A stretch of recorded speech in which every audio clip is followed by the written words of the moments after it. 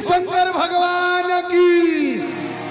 एकदम एक भजन आपका एकदम तड़कता भड़कता चलेगा, उसमें हम डांस करेंगे आज कि बाबा भोले बाबा राहुल गजबे कहानी। जय हो। अरे सावन में ही लतिया टूटही पलानी।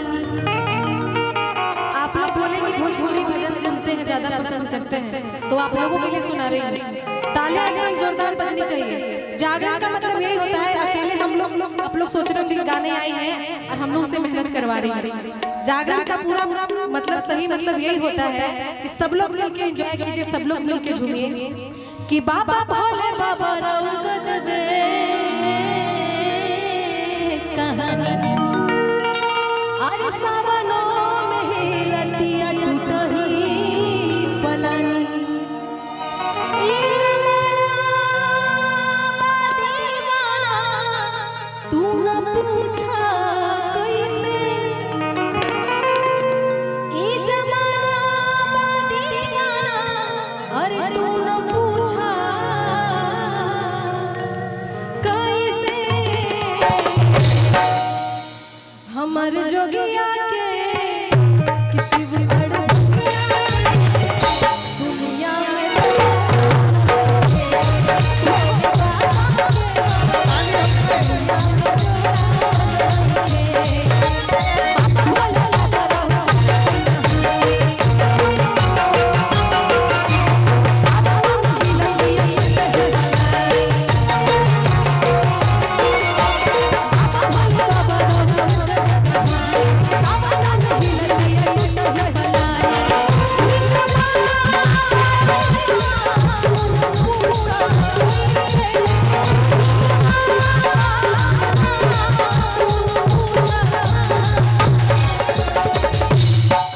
अरे कैसे कि हमारे जोगिया के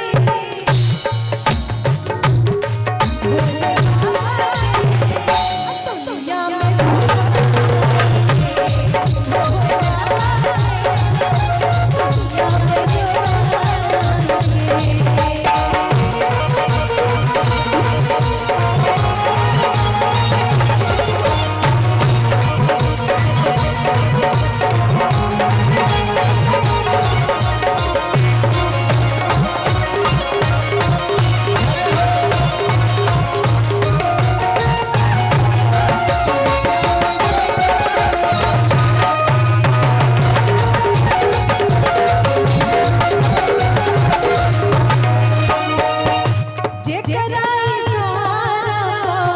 चले जाओ सारा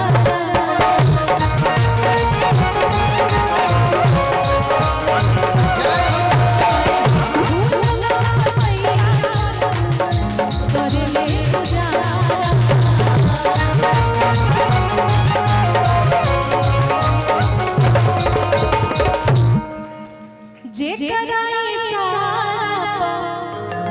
अरे चले जाओ सारा।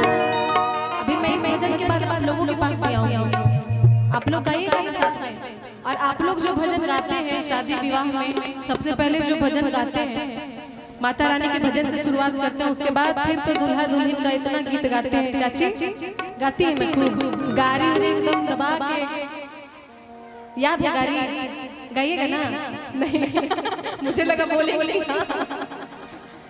नहीं नहीं। अरे बहुत अच्छी बात है, आपके लिए भजन सुनाऊंगी, आप गाइएगा साथ में। जो आपको याद होगा वही गाऊंगी कि जे कराए सारा अरे चले जाओ सारा फूलवा पतैया अरे कर ले गुजारा।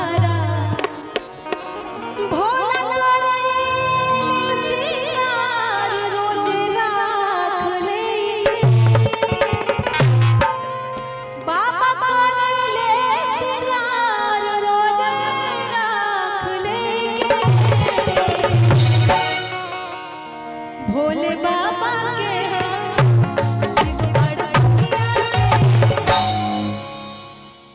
एक बार ताली के साथ भैया यही बीट पे कि शिव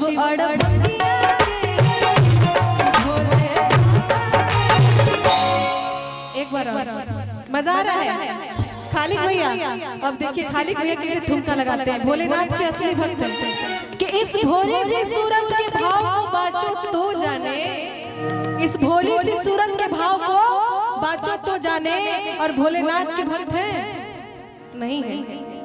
इन लोग खाली सावन में इन लोग को बहाना चाहिए कि हम महाकाल के भक्त हैं। गांजा और चिलम पीने के लिए, भांग पीने के लिए सब भक्त बन जाते हैं सावन में। ऐसे कोई पूजा नहीं करेगा, सही बात है ना। और सावन जैसे ही आया सब महाकाल महाकाल चिलम गांजा जिधर देखो फूक रहा है, सब भांग पी रहा है। अब भोलेनाथ तो जहरों पिए थे, जहर पीजिएगा। जहर का क्यों? भोलेनाथ तो जहर भी पिए थे ना। जैसे ही जहर पिएगा तो भोले बाबा से भेंटे हो जाएगा। तो खाली चिलम गांजा पीने के लिए सब भोलेनाथ के भक्त हैं कि इस भोली सी सूरत के भाव को बाचो तो जाने। और बाबा के भक्त हैं कोई नहीं है। किसके भक्त हैं? किसके भक्त हैं? अरे भगवान के भक्त हैं कि मेहरारू के? हाँ सब पत्नी भक्त हैं यहाँ पर। बाबा के भक्त हैं तो जरा जागरण में नाचो तो जाने, जागरण में नाचो तो जाने। खालिक भैया के लिए जोरदार तालियां। और क्या कि भोले बाबा के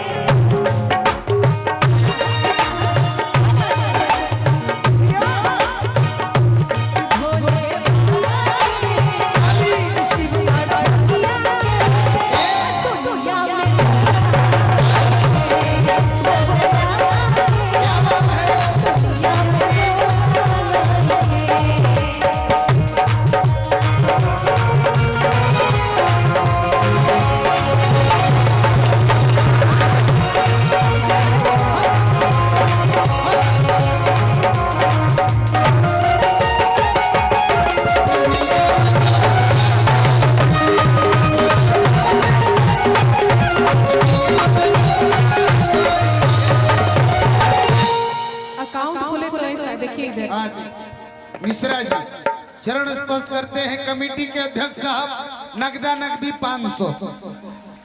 तालियां बजाइए भाई, तालियां। अभी तो 500 से शुरुआत की है, 10 मिनट के बाद देखिएगा 4 गो 500 हुआ देंगे। सब पैकेट खाली करवा के आपको भेज। आशा नहीं पूर्ण विश्वास है। चूंकि मैं ये जो कमेटी है ना साहब, बहुत दिलदार कमेटी है। चूंकि ये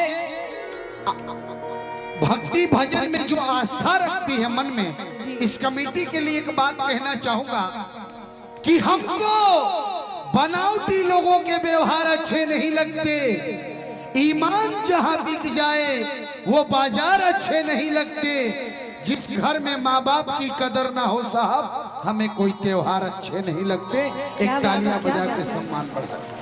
इसलिए मिश्रा जी को, सिद्धांत सिंह जी को, पूरे कमेटी को मैं चरण स्पर्श करता हूं। तमाम भगवान सम्मान दर्शकों को मैं चरण स्पर्श करता हूं। भाई और बहन के लिए तालियां बजा के सम्मान बढ़ा दीजिए। आई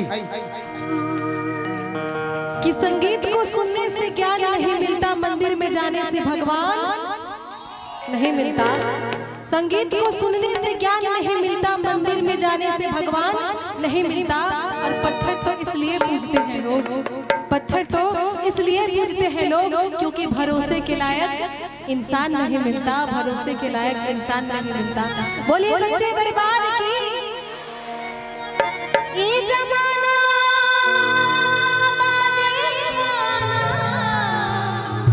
तू न पूछा कैसे, हमारे जोगिया के किसी भी बड़ा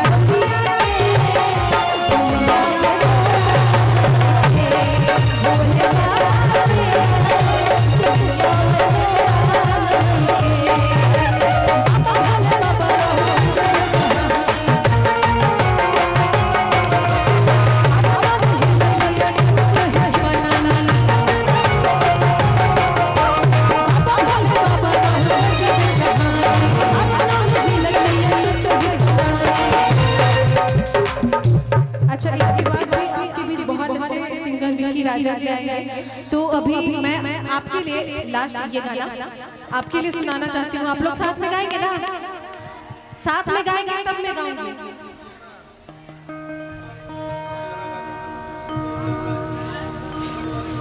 एक आपके लिए हमारी चाची लोग इतना देर से एंजॉय कर रही हैं, इतना साथ दे रही हैं, बिल्कुल भी नहीं थक रही हैं। तो आपके लिए एक भजन, उसके बाद फिर एक पचरा गा के हमारे बीच विकी राजा जी बहुत अच्छे सिंगर हैं, आपके बीच आएंगे और आप लोगों को बहुत सारे प्यारे प्यारे भजन सुनाएंगे। डिम्पल जी, जी एक ऐसे व्यक्तित्व के धनी यहाँ पर बैठे हैं। आप कहाँ कहाँ से ढूंढ ढूंढ के ला रहे हैं भाई? आदरणीय हमारे बड़े भैया अच्छा अमित शर्मा जी, जो कि मसौड़ी से हैं अच्छा। और बहुत ही अच्छा झाल भी बजाते हैं। इनका बेटा तबला बजाता है, इनका भाई तबला बजाता है, लड़का तबला बजाता है और कलाकार से जुड़े हैं, बहुत सारा कार्यक्रम किए हैं। बगल में इनका गांव है तो हम लोग का कार्यक्रम देखने आ गए। ये ढोलक वाले अनिकेत भैया पे खुश होकर 101 रुपए से नवाजे हैं। एक तालियां बजा के सम्मान बढ़ा दीजिए। बहुत अच्छी बात है, बहुत अच्छा ढोलक बजा भी रहे हैं।